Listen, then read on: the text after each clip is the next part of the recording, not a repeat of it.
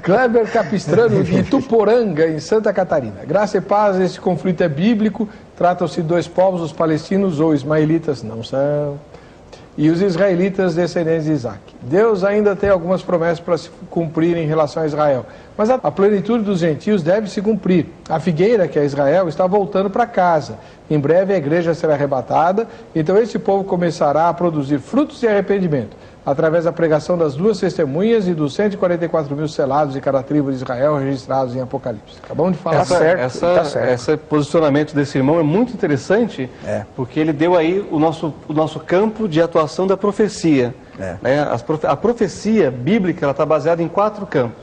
A questão da profecia judaica, envolvendo o povo judeu, a hebraica, a gentílica, as nações, tem que saber separar. Quando um profeta levanta para falar para a nação tal, é claro, específico, que é para aquela nação ou para as nações, que é o segundo campo de atuação da profecia.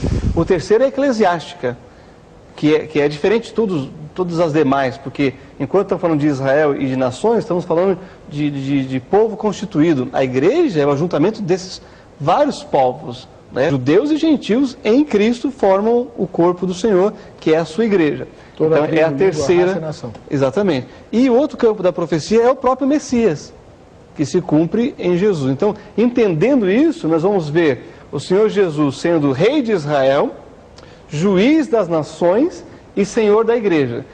Esse irmão pode ler a Bíblia com mais coerência e clareza do que algum outro, por exemplo, que mencionou anteriormente, que eu perdi o que ele falou sobre Israel, sobre os judeus dizendo, caia sobre nós o sangue dele e os nossos filhos.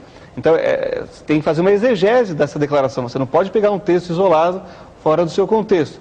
No mesmo contexto, o Senhor Jesus lá na cruz olha para o que está acontecendo, todo o julgamento, tudo que está acontecendo, e diz assim, Pai, perdoa-lhes, não sabem o que fazem. Pronto. Então, quer dizer, ou o perdão de Deus está sobre aquele que afrontou, ou não está. Cremos que Deus perdoa, ou então nós vamos morrer nos nossos pecados, né? Porque o povo simplesmente está reconhecendo que César é rei, porque eles não querem Jesus. E assim como esses rejeitaram, hoje no mundo todo nós temos a oportunidade de rejeitar ou de aceitar. Quem crê será salvo, quem não crê já está condenado. Agora, como o pastor disse, os judeus foram espalhados justamente para serem preservados. Sim. Porque se eles continuassem no mesmo lugar, Adolf Hitler conseguiria o intento dele de destruir os judeus. Ele matou de cada 3 judeus que existia, um terço da população ele conseguiu matar, assassinar, porque estavam espalhados na Europa. Agora imagina se ele estivesse num lugar só. Matava todos. Então é provisão divina isso daí.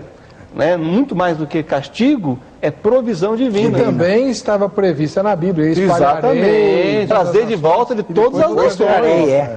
E para abençoar, como o pastor bem mencionou, para abençoar as nações. Foi aí que instituíram o crédito aí, que a gente compra tudo a crédito, tudo foi. Os judeus instituíram muitas coisas boas. Né? Agora, quando eu tiver a oportunidade, Heber, eu acho que uma irmã perguntou, eu acredito que está na Bíblia, mas eu não sei o texto. Isso, eu gostaria de ler esse texto, por favor, pastor. Que eu acho que é muito importante. Eu mencionei lá alguns textos em Gênesis, porque é a base de todo o desenvolvimento profético daquilo que vem depois. Porém, no Salmo 83... nós temos a menção literal, né, nominal, de nações que se levantaram contra Israel. Hoje o antissemitismo é global. Declarado, né? Várias nações se levantam declaradamente contra Israel. Verdade. Mas a Bíblia já mencionava algumas delas, citando nominalmente. Então eu quero ler rapidamente para os irmãos, do Salmo 83, que é algumas nações que diz o seguinte, vou começar a partir do verso 3, tomaram astuto conselho contra o teu povo, povo de Israel, e consultaram contra os teus escondidos. Disseram, vinde e desarraguemo-los para que não sejam nação, nem haja mais memória do nome de Israel. Adriano tentou fazer isso e tantos outros tentaram fazer. Mas porque consultaram juntos e unânimes eles se unem contra ti. Aliás, historicamente os árabes só se uniram para se posicionarem contra Israel, porque entre eles não há unidade, não há união. Vivem brigando. Vivem brigando, exatamente. Olha só os nomes então que aparecem aqui no verso 6. As tendas de Edom. Começa daí. e dos ismaelitas. Olha a separação aqui.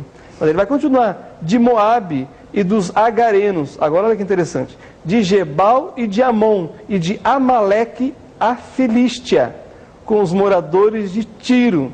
E a Assíria se juntou com eles, foram ajudar aos filhos de Ló, que é Amon e Moabe e tudo mais aqui. Faze-lhes como aos midianitas, como a Sísera, como a Jabim na ribeira de Quizon, os quais pereceram em Endor, tornaram-se como estrume para a terra. E é isso que vai acontecer com todos aqueles que se levantarem contra Israel. Só que também o profeta Isaías diz que aqueles dessas nações que se converterem ao Senhor vão estar em paz com Israel. Haverá um caminho ligando Egito, Israel e a Síria, dos convertidos dessas nações, que vão ligar, que vão estar em paz com Israel. Então a grande questão para haver paz, que eu acho que é um grande tema, tem que ter uma conversão ao Deus vivo, ao Deus de Abraão, Isaac e Jacó. Agora, enquanto o Islã estiver aí, enquanto os deuses estiverem aí, realmente não haverá paz.